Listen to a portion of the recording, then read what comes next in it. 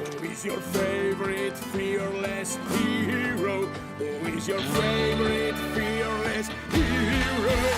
Hello there, superwildejellyfish here. 2022 was a magical year for film. The Daniels put out a fun and creative sophomore effort, Jordan Peele dropped a thrilling story dealing with the concepts of trauma and spectacle, and Robert Eggers made a Viking epic about a hot do I mean a morally complex badass seeking out to avenge his father. These three films, Everything Everywhere All at Once, Nope and Northman, were my top 3 movies of 2022. They not only surpassed my expectations, but each offered insightful and unforgettable experiences at the cinema. Everything with its inspiring creativity, Nope with its striking symbolism and unsettling horror, and The Northman's grisly, wild and epic tone. But why am I bringing all these movies up? You clicked on this video to hear me talk about the legend, Puss in Boots, not 3 movies that the average Puss viewer can't even see. Well, the reason I bring these up is because uno, my expectations for Puss were as high as the aforementioned films, and dos, Puss in Boots The Last Wish is the best movie of 2022. If you're wondering why this video is released in February and not when the original theatrical run started in December, it's because the film was unfairly delayed in the UK by 2 months, cementing another reason why I hate it here. While I would have watched the film through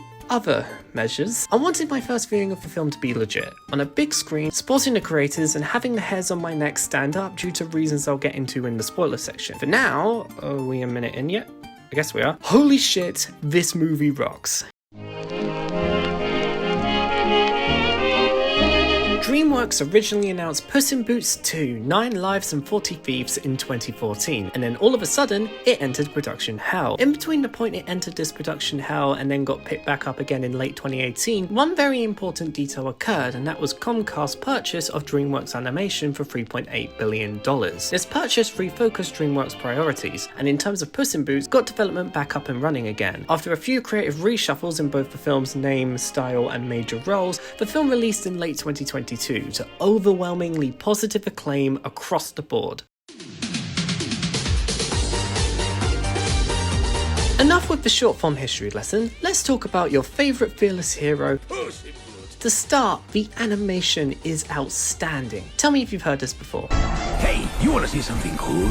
Into the Spider-Verse was cited as a clear inspiration for the film's overall style, borrowing techniques such as halving frame rates, embracing its cartoon aesthetic, and being a really good fucking movie. While it is true Spider-Verse My Beloved had its creative influence on Puss, The Last Wish also takes massive inspiration from anime, primarily in the action department. There are cool uses of speed lines, and expressions are very exaggerated, as well as the movement and fight choreography. As an early example, there's a part where Puss breaks through multiple walls and then takes a drink of a random civilian's coffee, causing his pupils to dilate and the frame rate to shift from 24 frames to 12 as he quite literally jumps into the action. The look of the film was described by director John Crawford as taking the concept of a fairy tale painting and running with it across all departments, implementing hundreds of small artistic tweaks to create something new. And like how Spider-Verse feels like a living, breathing comic book, Puss feels like the words of an exciting fairy tale leaping off the page and painting a wondrous display of magic, action, and heart. This look also breathes life into the character designs. Puss and Kitty Softpaws have a dazzling glow-up, shifting away from realistic fur to a fluffy and heavily stylized art style. All the new characters look fantastic as well. One of them Puss meets early in the film, an adorable cute little therapy dog named Perito, who has a scrappy yet lovable look and demeanor. The wolf bounty hunter he meets shortly before Perito has a terrifying aura, with his Grim Reaper cloak, deathly red eyes, and sharp line work. Goldilocks and her crime family of bears strike a great balance between being sweet and endearing, but also an imposing threat for our main heroes. The main villain of the film I won't talk much about here, as marketing has kept him under wraps, but he reminds me a lot of Kingpin's Spider-Verse design, with great uses of varied anatomy giving his character a comical but still threatening presence.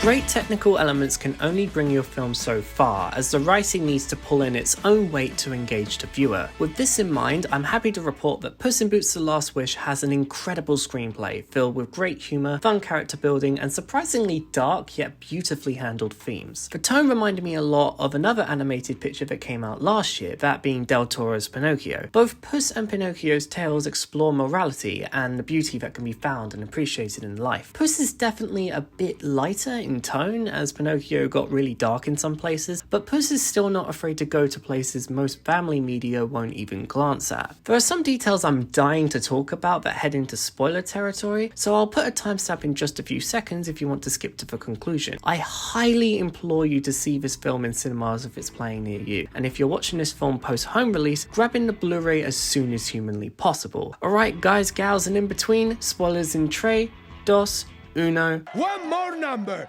I call this one The Legend Will Never Die. So Puss dies like 8 times in this movie. It's pretty grim and darkly humorous how each fate occurs, but now things have gotten more serious as he's now down to his last life. Remember how I mentioned having hairs standing on my neck? That was all caused by the wolf bounty hunter, who is revealed late into the movie to be deaf. And I don't mean metaphorically or rhetorically or poetically or theoretically or in any other fancy way. He's deaf. Straight up. Deaf's presence is terrifying, and I mean that from a universal perspective. His voice is chilling, and each time you hear his signature whistle, it sends a chill down your spine. He's so cool, but also surprisingly distressing for a family movie villain. To be honest, calling Deaf a villain is kind of lie though. He mainly takes issues with Puss having 9 lives, not just due to the quantity, but also how he wasted his last 8, so he wants to take his final life as retribution for his past actions. The way the conflict between Puss and Deaf ends with both of them staring each other down is easily one of the coolest moments I've seen in a movie in recent times, and narratively, the conflict ends as perfectly as it could, with Deaf showing respect to Puss's new appreciative outlook on life. I'm going to bounce back and forth between various different plot elements now. The villain that I didn't mention in the non-spoiler segment is Jack Horner, an irredeemable piece of shit who is by far one of the funniest characters in the entire film. And I won't lie, I kind of miss evil bastards with 0 redeemable qualities. They're so fun to watch when they're written as well as this. Jack is also responsible for a majority of the surprisingly violent and darkly comedic deaths of his henchmen. What?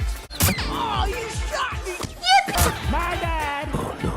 He sure put a lot on Deaf's plate. Small thing I'll also mention, Jack's ethical bug, which is in the movie for the span of a minute and a bit, was a really funny gag. I loved his voice and heavily exaggerated facial expressions. Goldilocks and her crime family of bears are interesting because while they are obstacles in the main hero's path, they do also have a cute and lovable family dynamic. Goldie realizing her real family was with the bears was a lovely bow to end her story on. Even though multiple plot threads at the end were a bit predictable, like her wish and her change of heart, the execution was what made both land better than the average predictable trope. A lot of people have had their take on the panic attack scene. I can't really add that much to the conversation, but I will say it's a beautiful and touching moment that nearly made me cry. Here are some last things I'll bring up. Puss's arc throughout the film is beautifully well done. He naturally changes over the course of the film and truly becomes the fearless hero he once sung about. Puss and Kitty's relationship is a lot stronger compared to the first movie. This film does a great job at reintroducing her and making her a great protagonist alongside Puss. Burrito could have easily been the annoying comic relief character, but he ended up being a lovely and funny inclusion with a shockingly dark backstory. His optimism's infectious and honestly inspiring for how wholesome he is. The voice performances, oh my god. These voice performances are, am I actually going to say this, on par with Fantastic Mr. Fox, which I don't think I've mentioned on this channel, is my favourite movie of all time and has the best voice acting I've heard in an animated picture. So that is saying a lot. Antonio Banderas as Puss and Wagner Moura as Deaf are the 2 biggest standouts for me. Everyone is on their S game in this film, but these guys were on their double S game. I loved every second I heard their awesome voices. And easily the biggest laugh I had throughout the whole film was when This Is the End by the Doors started playing during the Home for Retirement Cats scene. A few people in the cinema chuckled, but I had a full-on belly laugh at its inclusion. It's contextually perfect and a humorous nod to Apocalypse Now. So with all that said, I'm giving Puss in Boots The Last Wish 5 stars. Puss is now ranked as my 2nd favourite film of all time. It is my favourite movie of 2022 and it is the best of the Shrek films. I cannot wait for what DreamWorks cooks up next, for if this and The Bad Guys are a sign for what to expect from DreamWorks animation going forward, then I can't wait for Kung Fu Panda 4, where Po will have his 4th identity crisis and it will be totally awesome. This has been Super Wild Jellyfish, and may you strive to be your wild self. You know we will meet again, right? Sí, hasta la muerte.